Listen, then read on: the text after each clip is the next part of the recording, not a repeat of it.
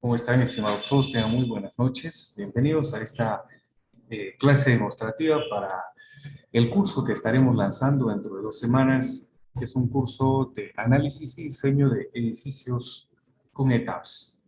En esta sesión vamos a ver el diseño de placas o muros de concreto armado. En realidad hay mucho que hablar acerca del diseño de placas, es bastante amplio lo que concierne al diseño de placas, tanto en lo que es teoría, como también lo que es en la parte aplicativa, en el programa ETAPS, que será el programa que estaremos utilizando y también nos ayudaremos con algunas hojas de cálculo.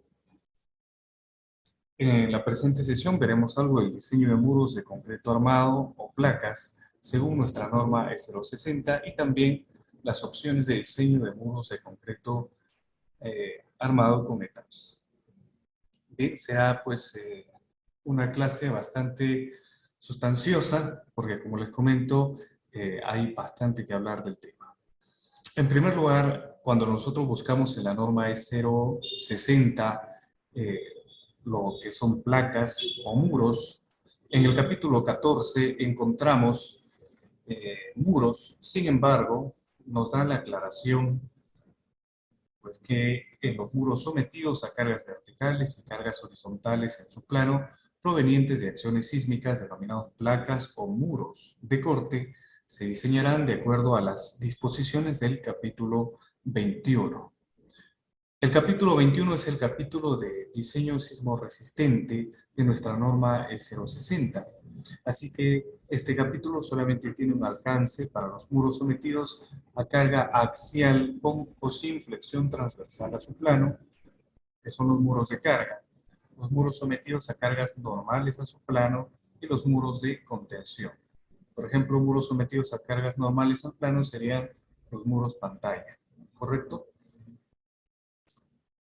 Cuando vamos ya al capítulo 21, muros estructurales de concreto reforzado, tenemos que en 21.9 nos indica pues que la función principal de estos muros para este capítulo es de resistir las fuerzas horizontales en su plano, originadas por la acción de los sismos.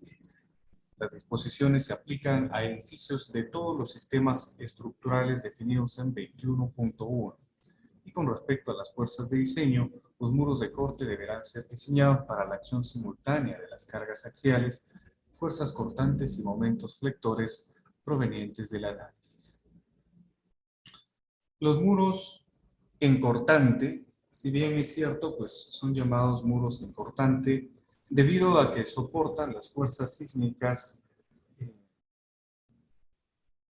cortantes, ¿correcto? Por ejemplo, tenemos un edificio. Este edificio es sometido a los sismos, a un cortante.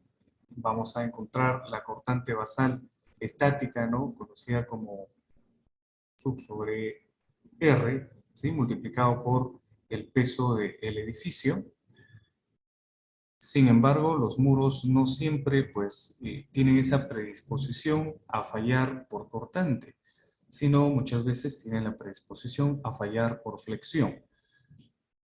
Esto debido a que un muro que soporta fuerzas laterales, fuerzas sísmicas, es como si fuera una viga en voladizo, ¿correcto? Una viga en voladizo, la cual va a tener un eje neutro y se van a desarrollar esfuerzos de tensión y de compresión.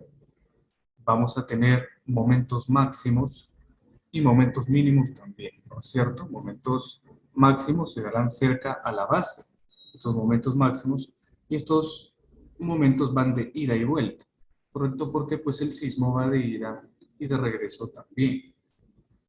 Entonces se intercalan estos esfuerzos de tensión y de compresión en nuestros muros.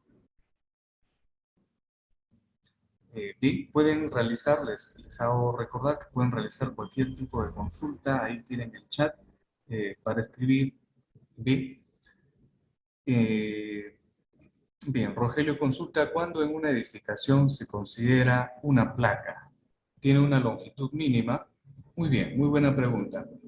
Nosotros consideramos placas o columnas dependiendo del diagrama de momentos que se tenga en el elemento estructural.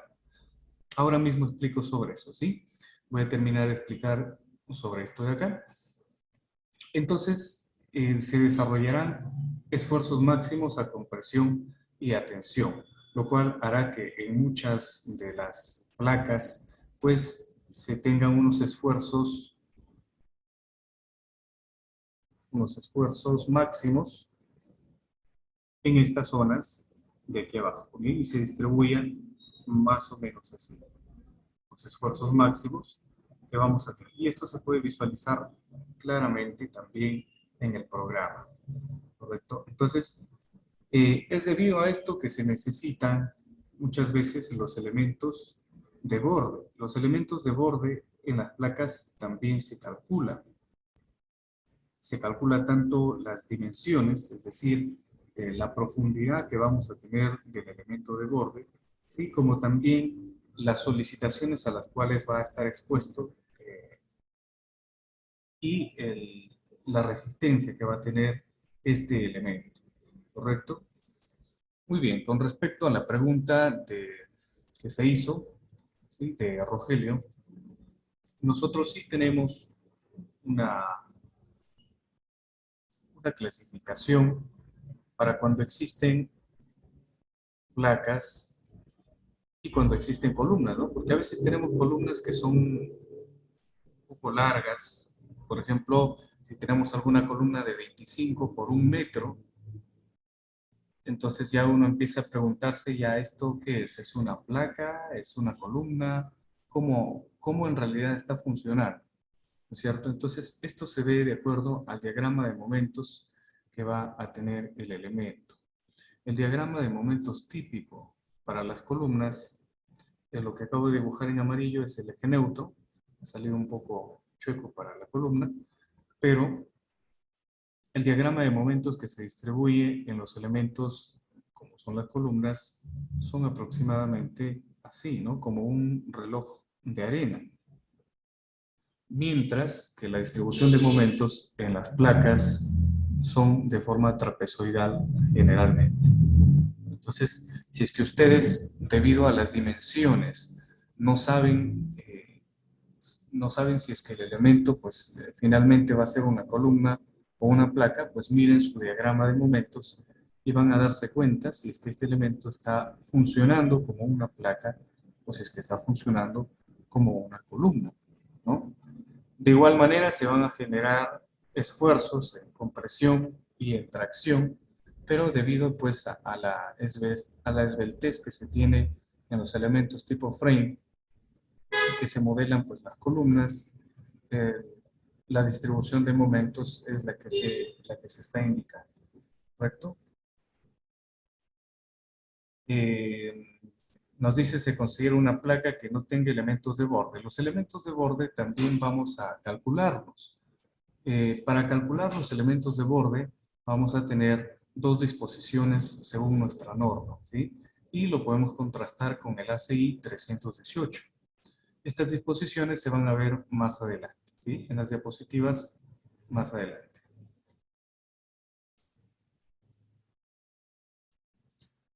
Samuel consulta cuál es la cuantía mínima para el alma de la placa. Buenas noches, ¿cómo están? Vamos a ver también todas sus preguntas.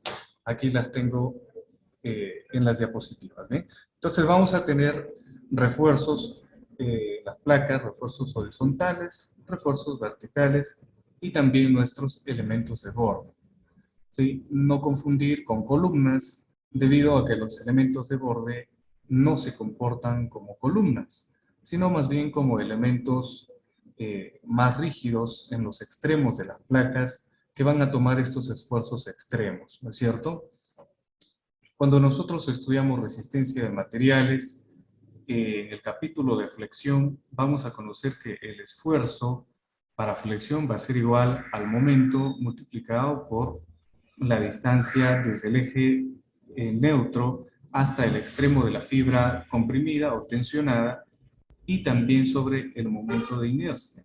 Para encontrar nosotros nuestro esfuerzo máximo va a ser igual al momento multiplicado Bueno, aquí Y puede tomar cualquier valor desde el eje neutro. Ya cuando es la distancia máxima del eje neutro eh, a la fibra extrema en compresión o en tensión, entonces se reemplazará por C sobre el momento de inercia de la sección. Entonces, ustedes pueden ver que el esfuerzo máximo está relacionado, es directamente proporcional a esta longitud que se tenga desde el eje neutro. Eso lo vemos en vigas también, si esta es una viga, ¿no? Entonces, tendremos su distribución de esfuerzos internos y será su eje neutro, por ejemplo, y de acuerdo a cómo esté distribuidas las fuerzas, los momentos en la viga, vamos a tener compresión y tensión, pero lo máximo se va a encontrar en los extremos, ¿correcto? Lo mismo pasa en las placas, solo que en las placas de baja altura, que se consideran que la relación entre el ancho, entre la altura y la longitud de la placa es menor a 2, no va a predominar mucho la flexión. Más bien en este tipo de placas de baja altura va a predominar el cortante. Cuando nosotros tenemos una relación un poco mayor, ¿sí? Más o menos ahí, entonces ya empieza a haber una combinación entre la predominancia entre estos dos tipos de esfuerzos, entre estas dos naturalezas. Y cuando es mayor a 5, ya predomina más la flexión que predomina más la flexión que el cortante. ¿Correcto? Entonces tiene mucho que ver la esbeltez de la placa para el comportamiento de los esfuerzos máximos de la misma. Disculpen, estoy un poco agritado. Buenas noches con todos, estimados ingenieros. Alejandro, consulta, ¿le ha pasado que alguna placa finalmente en sus resultados de cortante y momento tuvo que modelarla como columna para el cálculo del sistema estructural? Sí sí ha surgido el caso. De hecho, es un tema muy interesante porque cuando uno coloca en un elemento tipo frame la dimensión de una placa, supongamos que tengamos una placa de 1,20 por 20 centímetros, ¿no? Y la modelamos también con el elemento shell, vamos a tener pues que los esfuerzos y que la toma de cortante va a ser similar, pero al momento de analizar la estructura, la rigidez va a ser mucho mayor cuando se modela como un elemento tipo shell en ese punto, ¿no? Entonces es muy interesante este tema. Claro que el elemento tipo shell sería lo más correcto para modelar todo tipo de placas. Johan, consulta ingeniero, buenas noches. ¿Cómo sería un método conservador de analizar, diseñar las placas compuestas en forma de CT? Bueno, para diseñar placas en el ETAPS nosotros tenemos el diseño generalizado, el diseño simplificado de compresión y de tensión. Tenemos el diseño también eh, por los piers, ¿no es cierto? El diseño por refuerzo uniforme también, varios tipos de diseño, pero el método más eficiente, bueno, tú comentas el más conservador, pero el método más eficiente que yo eh, siempre recomiendo es, pues, concentrar el acero en los extremos, aunque la placa no tenga elementos de borde, aunque no necesite elementos de borde, podemos concentrar el refuerzo en los extremos de la placa y hacer cumplir una cuantía mínima de acero en el alma de la placa. Ese sería un diseño más eficiente, ¿no? Después, si no hay necesidad de hacer eso, pues los esfuerzos no son muy altos, simplemente con el refuerzo convencional que se tiene horizontal y vertical con el mismo refuerzo. Bien. C. Matamorros, consulta, buenos días. Disculpe, ¿pueden pasarnos el manual al correo? Bien, hay algunas hojas de cálculo que vamos a tener que van a ser exclusivas para el curso.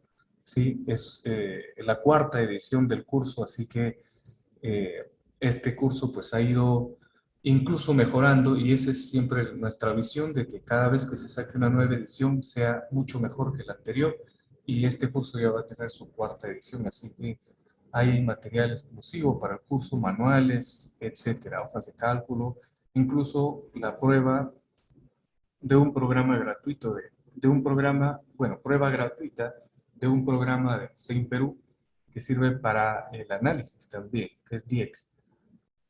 Samuel consulta, los elementos de borde pueden ser columnas que forman núcleos. Bueno, debido a sus dimensiones y a la armadura, parecería que fueran columnas, ¿no? Pero las columnas, al analizarlas, tienen otro comportamiento. Así que lo correcto sería mencionar a estos elementos como elementos de borde, ¿sí? Ahora, en cuestión de modelamiento, sí se puede modelar un elemento de borde con un elemento tipo frame al extremo de una placa. O también se puede realizar un modelamiento del elemento de borde con un elemento shell también. ¿Bien? Eh, Julio Reyes dice, generalmente da mucho acero de esa forma. Johan Maceo dice, cuando una viga peraltada llega a la mitad de una placa, ella sin elemento de borde, ¿cómo se tendría que analizar la placa para ver si con ese espesor pasa o se tendría que colocar una especie de saliente tipo columna? Cuando nosotros tenemos este tipo de inconvenientes, si es que el ancho de la viga es mayor a la placa, por ejemplo, pues tenemos una viga de un ancho de 30 y la placa solamente es de 20, eh, lo recomendable para una correcta transferencia de esfuerzo sería colocar un elemento de borde, ¿no? Si no hay muchos esfuerzos ahí, entonces el elemento de borde saldrá con una cuantía mínima, pero se garantizará una correcta conexión. Ahora, en normas chilenas, por ejemplo, si ustedes buscan, hay algunas normas chilenas, hay algunos manuales de detallamiento que indican una, una conexión entre este tipo de vigas y las placas, en las cuales el ancho de la viga va variando poco a poco, ¿sí? Hasta que llega a ser del ancho de la placa. Pero el problema de esto es que se tendría que analizar si es que con ese ancho esa viga estaría resistiendo el cortante y la correcta transferencia, ¿no? de esfuerzos. Después, si es que las vigas son cortas, lo mejor sería diseñar vigas spandrel, que son vigas de alto peralte, ¿no? Delgadas de alto peralte, que se diseñan de forma especial. Justamente se encuentra el diseño en el capítulo 21.9 de nuestra norma. En los elementos de borde se considera cuantía mínima, pregunta Rogelio. En los elementos de borde vamos a diseñarlos según los esfuerzos que tengamos. Y si los esfuerzos son mínimos, entonces sí tendremos cuantía mínima, ¿no? El curso empieza dentro de 2 semanas, el 20 de mayo. Eder consulta, ¿se puede combinar elementos frame y shell? ¿Cómo sería el diseño?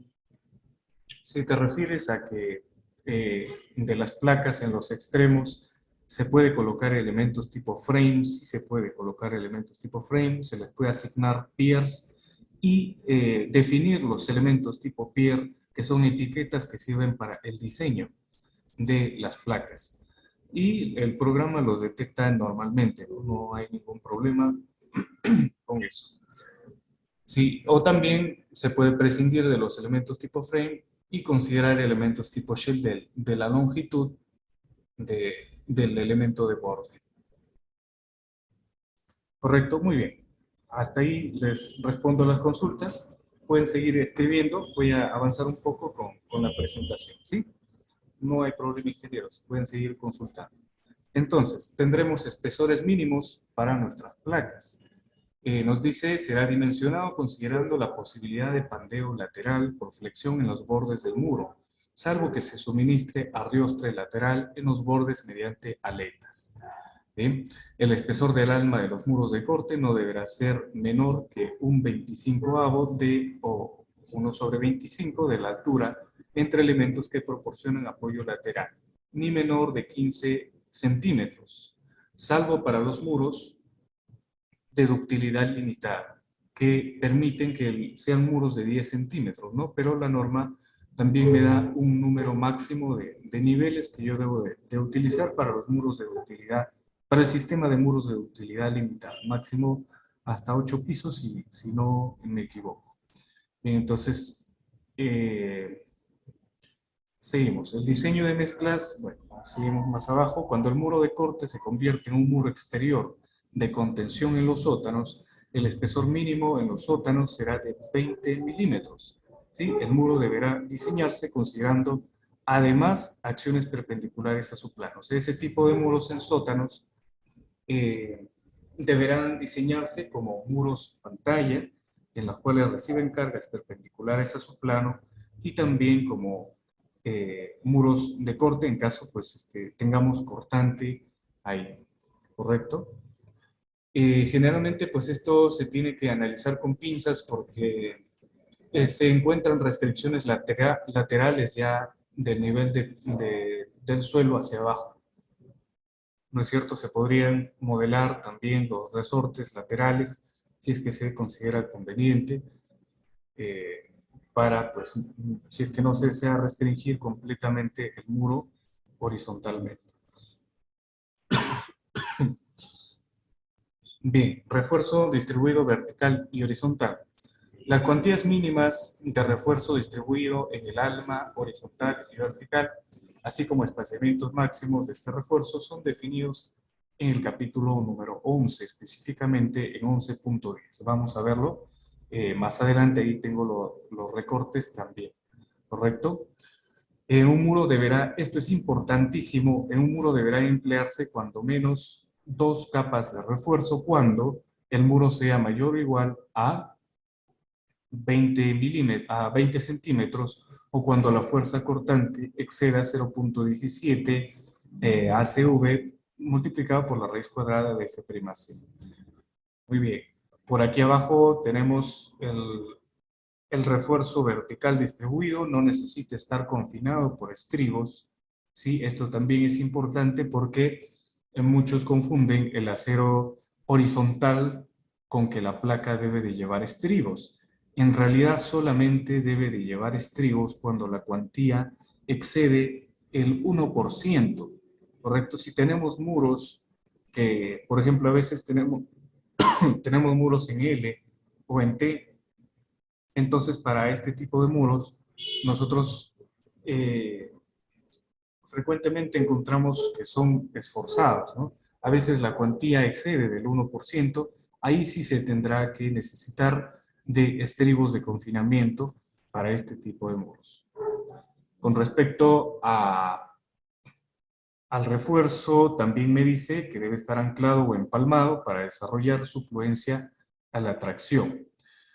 De acuerdo con el capítulo 12, excepto que, bueno, aquí se dan algunas disposiciones, por aquí también acerca del cortante. Vamos a verlo mejor de forma gráfica, ¿sí? Elementos de borde, también cuándo es que se necesitan los elementos de borde. El espesor mínimo de los elementos de borde es de 15 centímetros, ¿sí?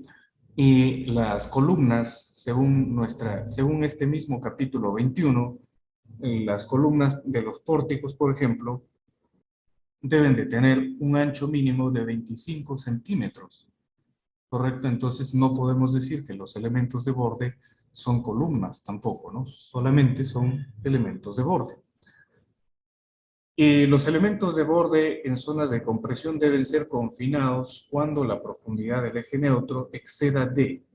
¿Sí? Y aquí tenemos nuestro primer parámetro para esta consideración de los elementos de borde. Me dice C es mayor o igual que LM sobre 600 delta de U sobre HM. ¿Qué son todos estos parámetros? Aquí los podemos observar. Este es un gráfico también de nuestra norma 060. HM es la altura del muro. PU es la carga axial que está recibiendo el muro.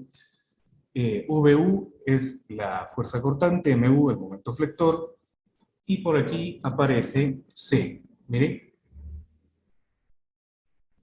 esto de aquí es C.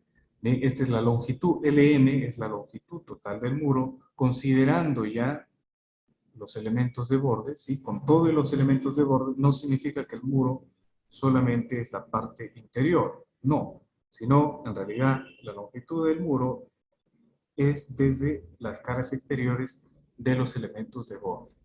Entonces, aquí me está dando una explicación gráfica de todos estos parámetros, ¿sí? Por aquí aparece delta de U, que es el desplazamiento del muro. ¿Bien? Y vamos a tener algunos tipos de fallas en los muros, ¿sí? Algunas de estas imágenes que estoy teniendo por aquí son del ingeniero Ricardo Oviedo, de su libro de diseño sismorresistente de edificios de concreto armado. Nos dice que puede existir una falla en la base por flexión, falla en la base por cortante, falla por deslizamiento en la base, falla de junta de construcción, falla de compresión del puntal del muro por falta de confinamiento y falla por pandeo elástico del muro. Esta es una falla, todas son fallas en la longitud del muro, excepto esta de acá, que es perpendicular al muro. Esto sucede sobre todo cuando tenemos muros muy esbeltos, ¿no? Un poco complicado que suceda, pero ahí está la posibilidad. No, generalmente las fallas que podemos observar son fallas por cortante y las fallas por compresión. Esas son las fallas más frecuentes que tenemos en los muros. Estas fallas por flexión también son frecuentes. Bien, muy bien. Y aquí está lo de la cuantía. La cuantía horizontal ρ DH es igual, y ahí nos da VS sobre ACV por FY. Entonces, la cuantía de refuerzo horizontal para cortante, ¿sí? Esto es para cortante, no debe ser menor que 0.0025. Y su espaciamiento no debe exceder 3 veces el espesor del muro, ni 40 centímetros. Esa es la condición que nos da nuestra norma. Cuando el espesor del muro sea mayor que 20 centímetros, deberá distribuirse refuerzo horizontal y vertical por las dos caras, ¿no? Esto lo vimos hace un momento. El refuerzo que contribuye a la resistencia de cortante en el plano del muro debe ser continuo y debe estar distribuido a través del plano de cortante. En un muro deben emplearse cuando menos 2 capas de refuerzo, esto también lo hemos visto, cuando tengamos un muro de espesor mayor a 20 centímetros y cuando la fuerza cortante última se exceda de este valor. La resistencia al corte de muros estructurales será determinada según lo siguiente. En cualquier sección horizontal para cortante en el plano del muro no debe tomarse mayor que esta expresión para el cortante, donde ACW es el área de corte de la sección transversal del muro. La contribución del concreto al cortante también no debe exceder de esta expresión. ¿Correcto? Tenemos algunos valores de alfa para que esto de aquí esté de acuerdo a la esbeltez de nuestro muro también. Muy bien, ahora vamos a ver un modelo en etapas para analizar los esfuerzos que se estarían desarrollando, ¿sí? Bueno, aquí tenemos algunas consultas, dice: la verificación de los resultados mediante Shell se harán desde el nivel de piso terminado o parte superior de la cimentación. Bueno, de acuerdo a la asignación de los elementos de contorno, ¿sí? Que se puede restringir a nivel de piso siempre y cuando pues, se tenga una verdadera restricción a ese nivel. Si no, se puede considerar, la recomendación a veces es unos 50 centímetros debajo del nivel de piso terminado, o si no, se puede considerar desde el desplante de la cimentación, considerando incluso unos resortes laterales, ¿no? Entonces, en ese caso, Por ejemplo, hay casos en los que se diseña la edificación con todo y las cimentaciones en el mismo ETABS, ¿no? Es algo que, por ejemplo, yo he estado haciendo últimamente bastante. Se puede diseñar cimentaciones sin ningún problema en ETABS. Entonces, ahí, por ejemplo, se modela toda esta parte de la altura de desplante que se tiene. Recomienda modelar las placas simples como elemento membrana para así no considerar el efecto fuera del plano. Se puede modelar como elemento tipo thin o como elemento tipo thick. Esto dependerá de la relación de esbeltez en dos direcciones que se tenga de la placa, ¿sí? Y en realidad, pues es muy similar, solamente que la formulación tipo thick considera algo de resistencia perpendicular al plano, ¿no? Si nos vamos a la vida real, así es como funciona también, ¿no? Sino que se suele hacer también de la otra forma, en la que no soporta fuerzas perpendiculares al plano por un tema de idealización, ¿no es cierto? Lo mismo sucede para el tema de los elementos, de las condiciones de contorno, que a veces se asigna empotramientos y a veces se asigna eh, articulaciones. ¿Ve? Muy bien, entonces voy a mostrarles, aquí ya lo tengo abierto. Por aquí tengo un edificio, ¿no? Que va a ser uno de los ejemplos que vamos a ver en el curso. Este edificio, pues en planta, tenemos que tiene unas placas de ascensor, porque vamos a tener unos ascensores, es un edificio de 7 niveles. Tenemos unas placas en L aquí, en este punto. Tenemos otras placas en L que están soportando la escalera que está en la parte de atrás y está modelada completamente también. Es una escalera un poco peculiar y vamos a ver los esfuerzos que se desarrollan también en esta escalera para determinar cuál va a ser el refuerzo que se va a tener, ¿correcto? Lo bueno es que aquí esta placa pues está soportando todo el descanso de la mitad de la escalera y aparte se tiene unas columnas en la parte posterior que soportan muy bien, ¿no? El uso de este edificio es una edificación de tipo B, ¿sí? De importancia B. Vamos a tener en algunos pisos comercios, en otros pisos vamos a tener restaurantes. Entonces este edificio funciona más que todo eh, como un bloque, sí, porque son varios bloques en realidad, no es solamente este, sino hay otro edificio al costado con el que tiene conectividad. Y este edificio funciona más que todo pues para un tema de evacuación, por un tema de circulación. Sigo respondiendo las consultas. Me dice por aquí, esas consideraciones de refuerzo vertical y horizontal es exclusivo de solicitaciones de flexo, compresión y fuerzas de sismo o también son para esfuerzos del suelo para las placas de los sótanos. Para las placas de los sótanos las diseñaremos de acuerdo al capítulo 14 de nuestra norma S060 y las diseñaremos como muros pantalla, en los cuales se aplicarán fuerzas laterales del terreno y fuerzas hidrostáticas también según correspondan. Estas fuerzas eh, van a tener sus resultantes, van a originar un comportamiento diferente a los muros de corte que nosotros estamos viendo, por ejemplo, para este caso. Además, el empuje que será el empuje lateral en este tipo de muros será un empuje en reposo, no es ni activo ni pasivo, porque el empuje pasivo se considera un desplazamiento, al igual que el empuje pasivo, ¿no? El empuje activo genera un desplazamiento que descomprime el terreno y el empuje pasivo que comprime el terreno. En el caso de los muros pantalla, es un esfuerzo, eh, es un empuje de reposo, ¿correcto? Salvo pues que se tenga algún tipo de grado de libertad horizontal, ¿no? Bueno, en un sobrecimiento se puede considerar como una placa o muro Un sobrecimiento se puede considerar como, depende, o sea, un sobrecimiento es un elemento muy versátil en realidad, puede contener cargas incluso laterales, ¿no?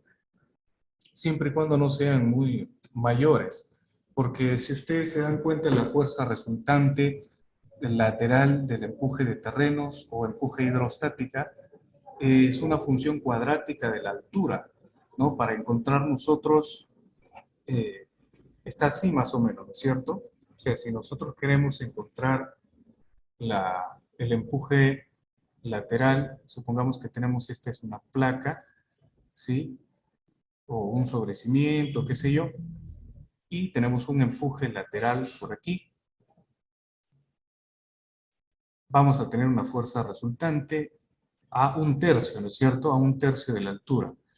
Ahora, si es que esto de aquí es H, si tenemos que esto es H, y aquí vamos a tener sigma, que por cierto va a ser igual a 0, y aquí sigma será igual, eh, dependiendo, pues, si será un empuje activo, pasivo. En el caso de los empujes hidrostáticos, por ejemplo, nosotros tenemos que es igual al peso específico multiplicado por H, ¿correcto? Y si nosotros queremos encontrar la resultante FR va a ser igual a la base, que es sigma, por la altura, sobre 2. FR va a ser igual a gamma multiplicado por H entre 2. Entonces termina siendo, miren, una función cuadrática, ¿correcto? Entonces, si nosotros aumentamos la altura un poco, estamos aumentando muchas veces la fuerza resultante, ¿no? En un problema recientemente de mecánica de fluidos que estaba resolviendo con algunos alumnos, nos decía, si la altura del muro se duplica, la fuerza resultante se duplicará o qué pasará. Y en realidad, como es una función cuadrática, la fuerza resultante se cuadruplica.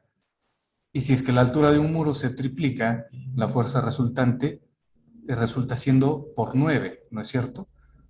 Entonces, esa es la relación que se tiene ahí.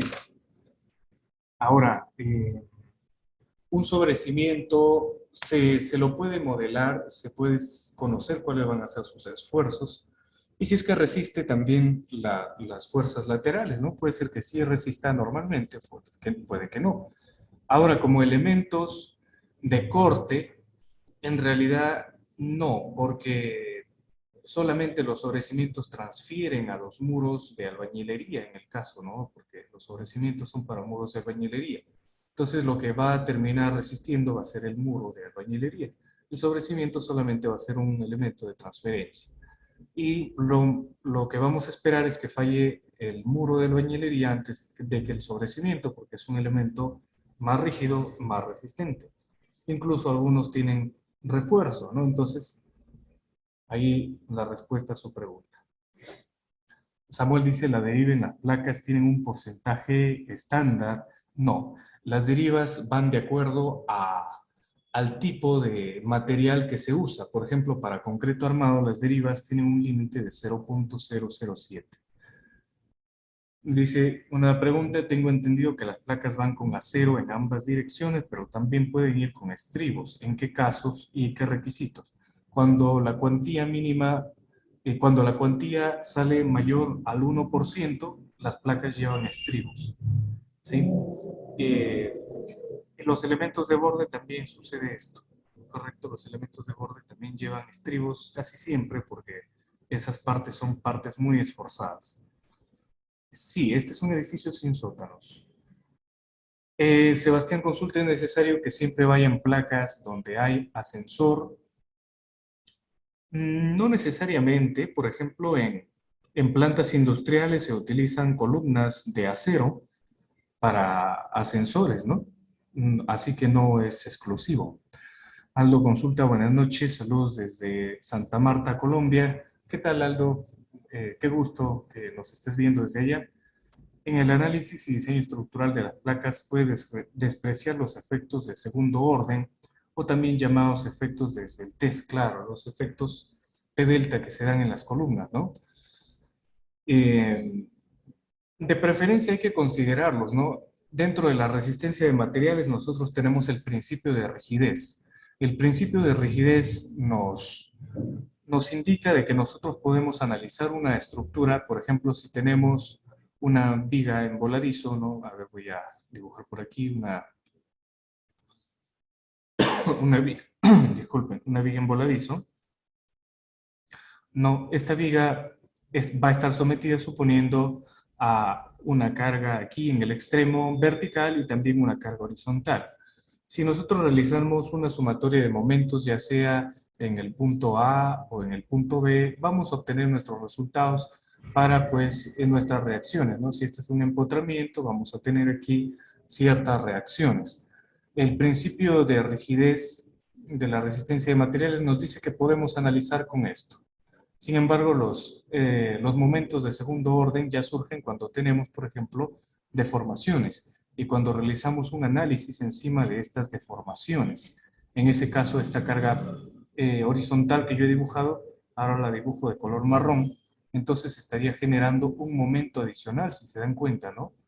Estaría generando, si es que esto es P1 y esto es P2, estaría generando un momento adicional que sería igual a P2 multiplicado por delta, lo cual no se da si nosotros idealizamos en una estructura sin deformación, ¿no? Entonces, yo creo que está bien considerar los momentos de segundo orden y así que, bueno, esa sería mi recomendación, estimado Aldo.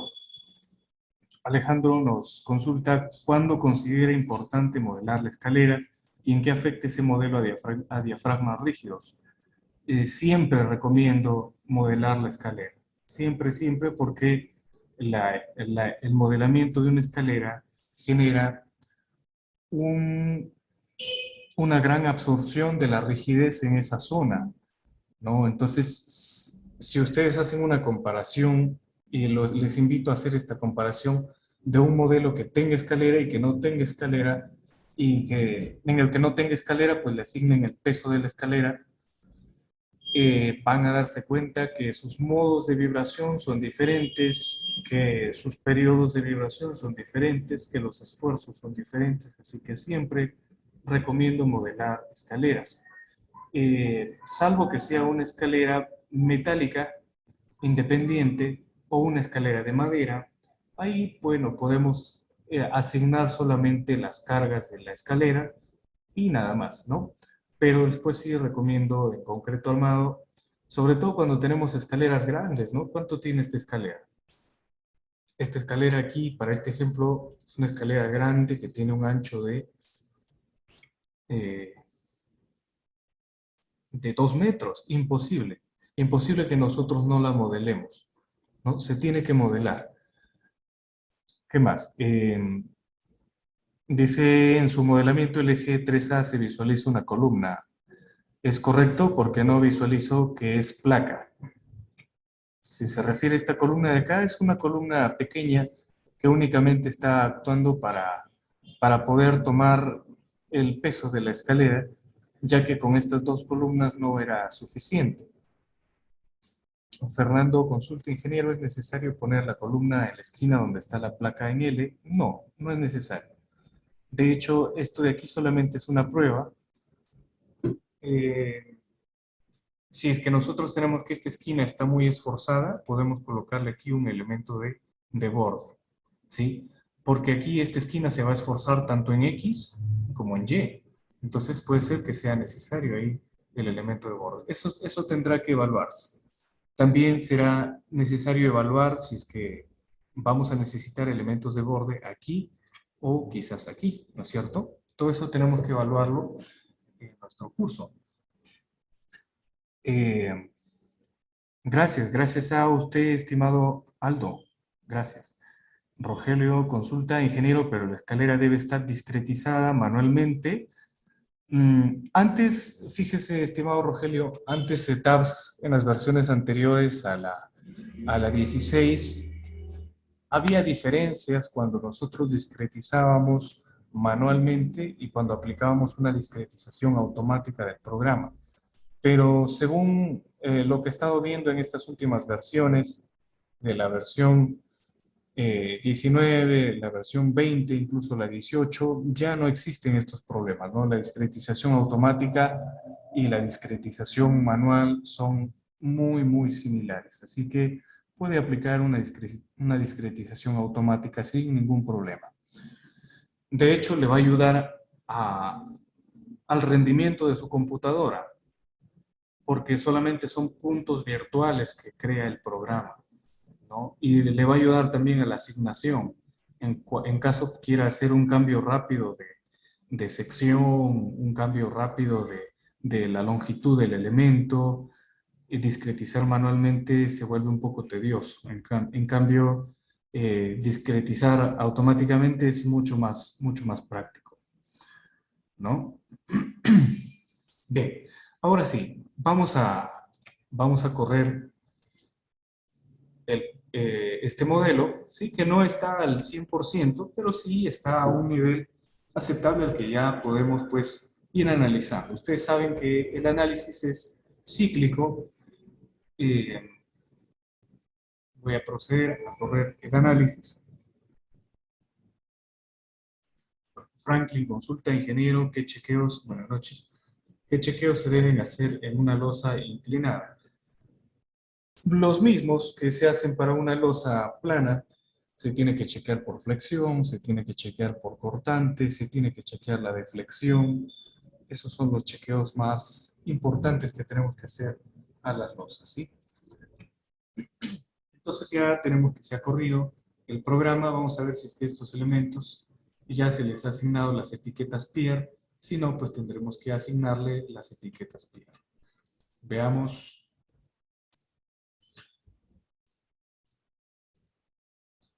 Sí tiene sus etiquetas peer. Aquí está peer 2.4, me dice aquí peer 2.1, peer 2.2. Sí, ya se han asignado estas etiquetas peer. Entonces, la forma de visualización en elementos finitos para los esfuerzos está aquí. Sí, esta es. Venimos a Display Shell Stresses Forces y vamos, por ejemplo, aquí tenemos una envolvente, ¿no? Ya tenemos que haber configurado todas nuestras combinaciones de carga, las combinaciones de servicio, las de diseño para derivas en X, para derivas en Y, si es que podemos hacerlo en esta metodología. Si no, no hay problema, podemos hacerlo manualmente. Entonces, por ejemplo, voy a ver con la envolvente, vamos a Shell, tenemos resultant forces. Vamos a ver primero aquí las fuerzas resultantes. El componente F11 es una componente axial, el componente F22 también una componente axial. Miren ese componente axial que se está dando en las placas. ¿Se dan cuenta? Que aquí, claro, es que el 1,1, si activamos nosotros nuestros ejes locales, vamos a activar los ejes locales. A ver, activamos los ejes locales de las placas, vamos aquí, y vamos a Object Assignments, Shell, vamos por aquí, Local Access. En nuestro curso vamos a enseñarlo paso a paso, ¿sí? Vamos a iniciar de un nivel básico, bastante básico, las primeras 2 o 3 clases. Después vamos a subir el nivel, ¿correcto? Aquí, por ejemplo, el eje rojo es el eje local 1, el eje local 2 lo tenemos que está de color verde y el eje local 3 está de color azul, ¿correcto? Entonces, miren, cuando yo le pido al programa que me muestre las fuerzas resultantes en F22, me está dando en rojo las partes externas que se están comprimiendo o que se están traccionando. En este caso se está comprimiendo, miren, el signo negativo me indica compresión y el signo positivo me va a indicar tensión. Entonces, tenemos ciertas zonas que van a estar comprimidas, otras zonas que van a estar tensionadas. Bien, ¿cuál es el rango? A ver, aquí tenemos 18.000, no, 1.800, ¿no? 1.800, ya, a ver, colocamos un límite aquí de 1.800.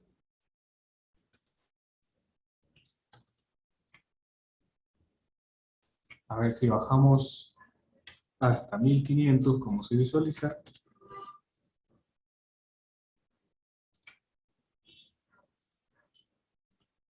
Ya ahí se va viendo un poco más cómo es que se está distribuyendo estas fuerzas internas, ¿no? Obviamente en los primeros pisos, cuando las placas son altas, tendremos estos problemas, ¿no? Entonces, aquí se va a necesitar hacer un chequeo de si necesita elementos de borde este edificio. Muy bien, vamos a ver, por ejemplo, los momentos, a ver, vemos por aquí las cortantes, cortante 1, 1, 3, ahí, estamos aquí con estos límites, le vamos a quitar. Ahí están los cortantes. Los momentos máximos, vamos a ver, momento 1, 1, alrededor del eje 1. Momento 2, 2, alrededor del eje local 2. ¿Sí? Alrededor de nuestro eje local 2. Y M, vamos a tener un M max también. Vamos a ver un máximo. A ver si me está... Ah, no, no estamos teniendo. Tampoco el mínimo.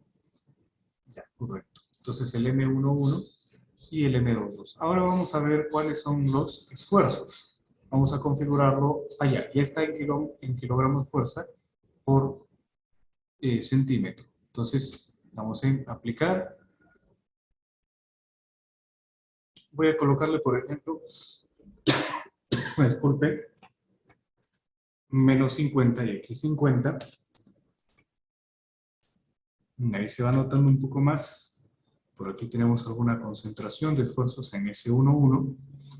Veamos S22. Ahí está S22 y me está dando claramente los esfuerzos. Miren.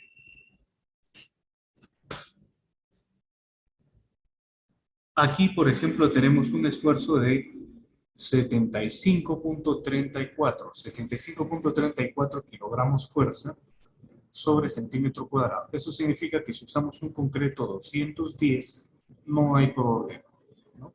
No está sobrepasando. Sin embargo, ya aquí vamos a necesitar un elemento de borde, ¿correcto? Por aquí veamos, tengo 60, por aquí tengo 75, ya está. Vamos a ver por acá cuánto se tiene, 98, aquí está mucho más todavía, ¿no? Debe ser por el peso de la escalera. 100, llega hasta 100, por aquí llega hasta 61. En las losas también estamos teniendo, pero no es tan excesivo, 61, 60, 67, 88. Muy bien. Entonces, ahí el S11, S-Max, también podemos pedirle al programa, a ver, S12, S13, S23, y vamos interpretando, ¿no? Entonces, correcto. Ahí está con el envolvente, tenemos que este esfuerzo S22 es el esfuerzo predominante que tenemos aquí. Muy bien, ahora vamos a ver el diseño ya. Como estos elementos tienen asignados sus elementos tipo pier, sus etiquetas pier, disculpen, entonces tenemos que ir a Shell World Design. Vamos a Shell World Design. Aquí por defecto viene lo de el ACI 318 del 14. Si queremos ser estrictos con nuestra norma de 060, pues ha sido basada en el 318 del 8, ¿no? Entonces ahí tendríamos que cambiar aquí, ¿no? Pero si no, podemos nosotros utilizar el diseño incluso por defecto con el que viene el ACI, incluso el 19, ¿correcto? Pero va a salir un poco más conservador. ¿Por qué? Porque si se dan cuenta aquí se han modificado los parámetros de reducción de la resistencia de los elementos, según, ¿no? Si es que es compresión, cortante, etc. Entonces, vemos en primer lugar nuestras preferencias. En segundo lugar, vemos nuestras combinaciones. En este caso, se está diseñando con la envolvente, ¿sí? La envolvente de nuestras cargas de diseño. Ahora, vamos a dar clic aquí, ¿no? En diseñar los muros. Empezamos con el diseño de los muros. Este es el diseño más simplificado que me hace el programa. Diseño número 1, ¿no? Entonces, en este diseño, ustedes pueden observar aquí, por ejemplo, en el primer nivel, tenemos 99.20, ¿no? La cantidad en centímetros cuadrados. Después 51, 51, 51. Para los ascensores también tenemos. Para aquí, para la placa posterior, también se tiene 111, 111, 51, 80, 51, 80, 51, 80. Disculpen. Entonces damos clic derecho y nos muestra aquí los detalles de el diseño, ¿no? ¿Qué es lo principal que vamos a ver? Por ejemplo, la demanda-capacidad, ¿sí? En cuestión de demanda-capacidad, en el top tenemos 0.32 y en bottom, en la parte inferior, tenemos que está funcionando a un 0.94, es decir, a un 94%. Nos muestra el diseño por cortante y si es que necesita elementos de borde. ¿Sí? Si necesitamos elementos de borde, me dice aquí, ¿no? Top left en la parte superior derecha no necesita, top right no necesita, top left, top right. ¿Por qué? Porque son dos placas, ¿sí? Por eso estamos aquí.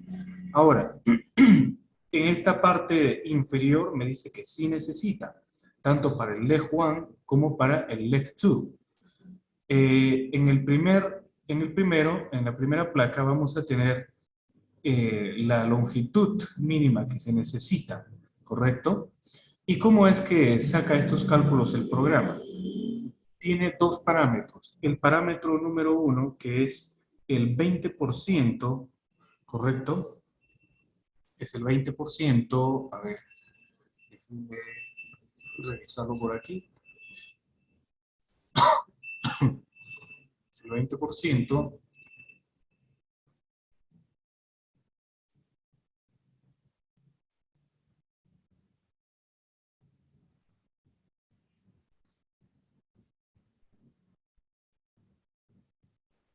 Por aquí están las hojas de cálculo.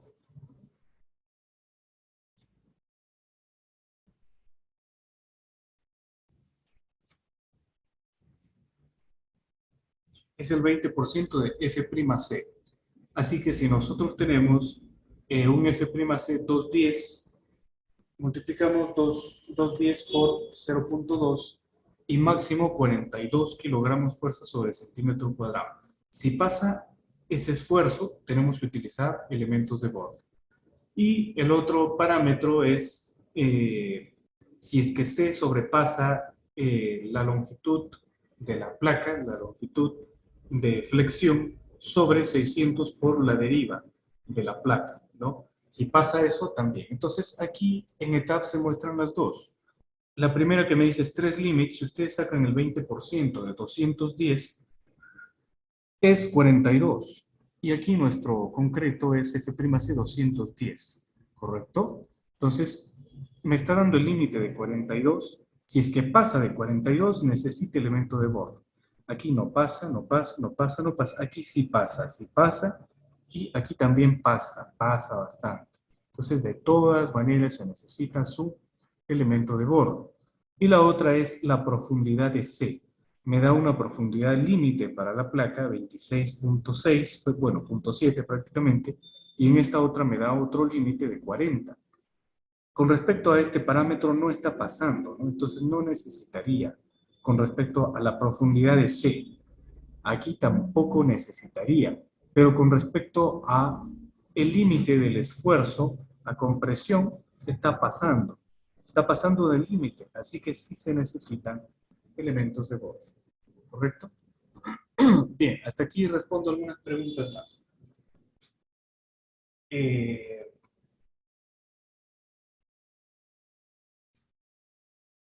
Alex, consulta ingeniero, ¿los muros de las esquinas son para controlar torsiones? Sí, es para controlar las torsiones, los desplazamientos laterales, porque como es un edificio alto, eh, esbelto, ¿no? Más esbelto, ¿no? que lo que sería alto. Entonces, sí es necesario controlar las derivas con estos muros, porque con columnas simplemente no cumple. ¿Se subirá al canal de YouTube? Sí, vamos a subirlo también al canal de YouTube. ¿Se considera algún tipo de zona rígida? Podemos considerar la zona rígida. No me he dado cuenta si es que se está considerando aquí, pero podemos considerar la zona rígida, claro que sí, en las intersecciones de los muros.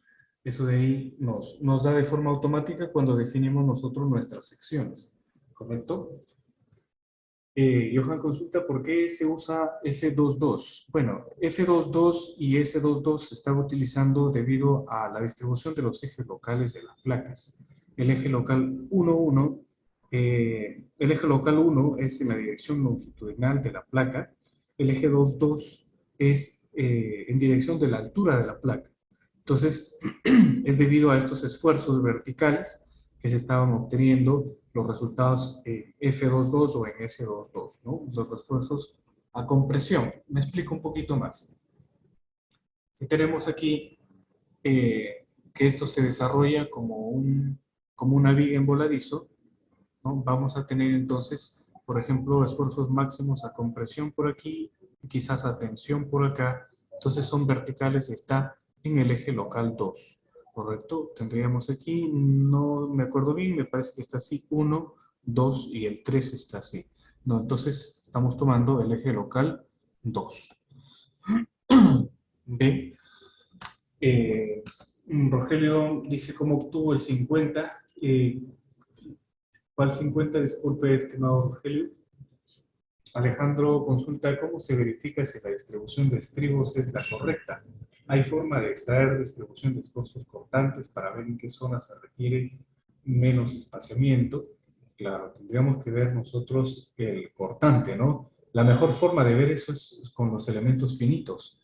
Tendríamos que verlo con nuestros elementos finitos, el cortante que se estaría generando aquí, ¿no? Por ejemplo, vamos a ver aquí en los diagramas. Vamos a ver las fuerzas cortantes. A ver, aquí cuánto me está dando, son bastante bajos en algunas partes. ¿Cuánto sería el esfuerzo cortante resistente? Sería 0.53 multiplicado por 0.85 por la raíz cuadrada de 210 por la sección, ¿no es cierto? Por estas placas tienen un ancho de 25, por metro lo podemos sacar, ¿no? Según eso, por ejemplo, suponiendo que nos dé, a ver, aquí, pues, tendríamos que calcularlo, ¿sí? Porque está en kilogramos sobre centímetro. Pero de aquí nosotros sacamos, ¿no? Por ejemplo, si le colocamos un límite, ¿no? De 0.5, aquí 0.5, no sé si estoy trabajando en el rango adecuado, tendría que hacer los cálculos exactos. Ahí sí estamos observando un poco mejor cómo se distribuyen las cortantes, ¿no? Entonces, de acuerdo a esto, tenemos que sacar nosotros nuestros estribos, ¿sí? Para los elementos de borde, para nuestros elementos de borde. Sí, también cuando nosotros diseñamos en los elementos tipo, en los elementos Pier también nos da cortantes por aquí. Shear design, ¿no? Me da las cortantes necesarias. Muy bien. El parámetro C, ¿a qué se refiere? Me dice. El parámetro C es la distancia desde el eje neutro hasta la zona extrema en compresión o en tensión, estimado Brian.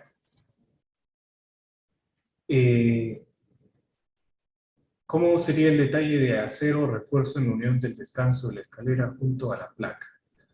Podemos tener un detalle de una conexión articulada o de una conexión empotrada. Aquí lo más conveniente sería una conexión empotrada, ¿no?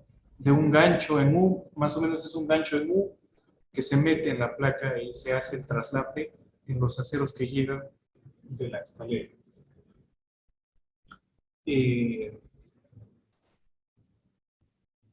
Muy bien. Bien, hasta ahí vamos a tener la absolución de preguntas, ¿sí? Para poder avanzar. Aparte de este diseño, este primer diseño automático que nos hace el programa, también podemos nosotros realizar el diseño definiendo secciones generales de los elementos peer, ¿sí? Para esto, por ejemplo, han sido asignados algunos peer, vamos a ver, en el Section Designer están de esta manera, ¿no? Tenemos que ser muy cuidadosos con los ejes locales, porque de acuerdo a eso, nosotros vamos a tener las mejores respuestas para nuestros elementos, ¿correcto? Muy bien. La otra manera, siguiente manera, aquí ya está con elementos de borde, ¿no? Así de esta manera se está realizando. Claro, también podemos ver nuestra curva de interacción por acá. Ahí está nuestra curva de interacción. Vamos cambiando por aquí. Ahí está, ahí va cambiando, ¿no? La curva de interacción de nuestra placa. Entonces, la segunda forma es definiendo las secciones de los pies. La tercera forma es seleccionando una placa. Vamos aquí y ahora se ha activado esta opción de Assign Peer Section. Vamos a tener Simplified CNT Design. Podemos pedirle que haga este diseño simplificado. A ver, le vamos a pedir, vamos a diseñar, solamente me está diseñando esta, y me da un diseño simplificado de tensión y de compresión. ¿Correcto? Es un diseño más que todo para verificación y para placas simples. Para este tipo de placas que tenemos aquí no es recomendable. Seguimos. El siguiente tipo vamos a tener en Assign Peer Sections Uniform Reinforcing. Para este caso le vamos a asignar, por ejemplo, puro varillas de 5 octavos cada 25, recubrimiento de 2.5, en las esquinas también de 5 octavos, refuerzo para ser chequeado, le damos en OK, diseñamos solamente, se diseñaron todas, diseñamos solamente esta, ¿sí? Damos clic derecho y ahí me está saliendo un mensaje, ¿no? Me dice que con este tipo de refuerzo que yo le he colocado, mi placa falla y falla por bastante, 1.6, o sea, ante un sismo esa placa ya falló, ¿no?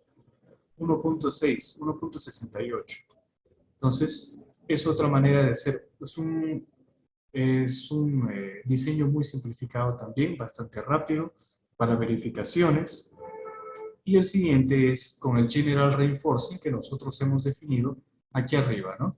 Vamos a General Reinforcing y vamos a asignar, por ejemplo, a esta placa, le voy a asignar, va a ser la placa 2, le voy a asignar ahí P20, ¿no? Según el pie.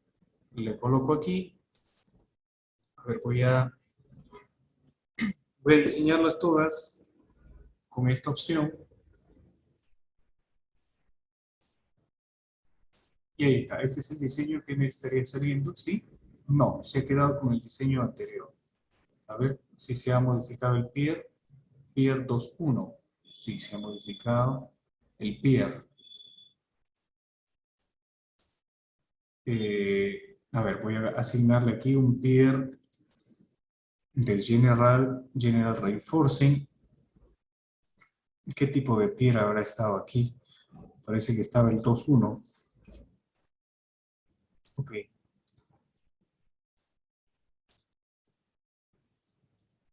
No estaba el 2.1.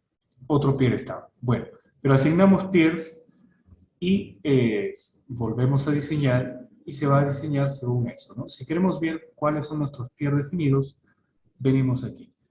¿Qué tipo de peer está aquí? Este es el peer 2.2. Vamos a ver cuáles son nuestros peers. Peer 2.1. Vamos a modificar. Peer 3.1. No es este de acá. Pier 2.0. Este de aquí debe ser. Le asignamos entonces el Pier, Assign Pier Sections, General Reinforcing, 2.0, 2.0, ok. Diseñamos clic derecho y ahora sí, ya está pasando mi placa, ¿correcto?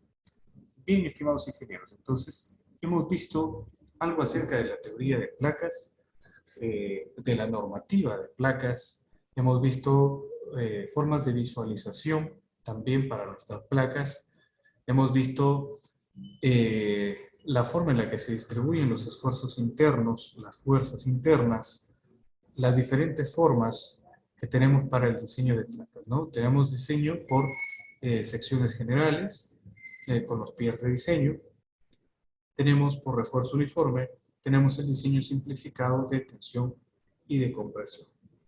¿Okay? Entonces, vamos a continuar mucho más en nuestro curso. Espero realmente pues, que les haya gustado mucho esta sesión gratuita, con mucho cariño de parte de SEI Perú para todos ustedes, estimados ingenieros. Si tienen consultas también las pueden seguir haciendo. Los invitamos realmente pues, a que se inscriban en este curso y podamos aprender juntos mucho más acerca del programa de TAPS. Así que es un programa excelente para el diseño de edificios en general. ¿Okay? ¿Tienen alguna consulta quizás? Si no, les agradezco muchísimo en nombre de SEI Perú. Por ahí voy a pasarles el contacto para que puedan realizar cualquier consulta acerca del curso o a veces también colgamos material. Recuerden siempre que con la inscripción a los cursos, pues ustedes tienen acceso a la membresía. Y en la membresía existe una serie de videos de todo tipo de temas, ¿no? De tanques, de Revit, de SAP 2000, de albañilería, etcétera. ¿Correcto? Entonces, les paso por aquí el contacto para que puedan realizar cualquiera de sus consultas. ¿Sí? El link de la página también les paso y ahí pueden encontrar el brochure. ¿Correcto? Muy bien, estimados todos.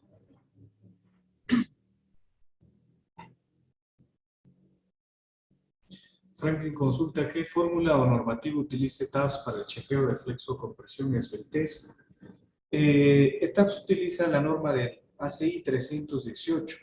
Si nosotros queremos ver más acerca de esta documentación, podemos ir aquí a Help, Documentation, y en Documentation vamos a encontrar los manuales, los tutoriales, están en inglés. Por aquí, Share World Design. En Share World Design, ustedes ubican la norma, Display Selected Document, y se va a abrir. ¿Correcto? Y una vez que se abre, ustedes pueden buscar, ¿no? Les voy a proyectar. Esto es lo que me acaba de abrir TAPS.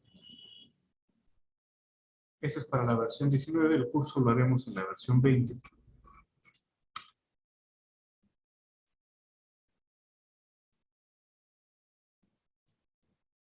Y aquí van a encontrar toda la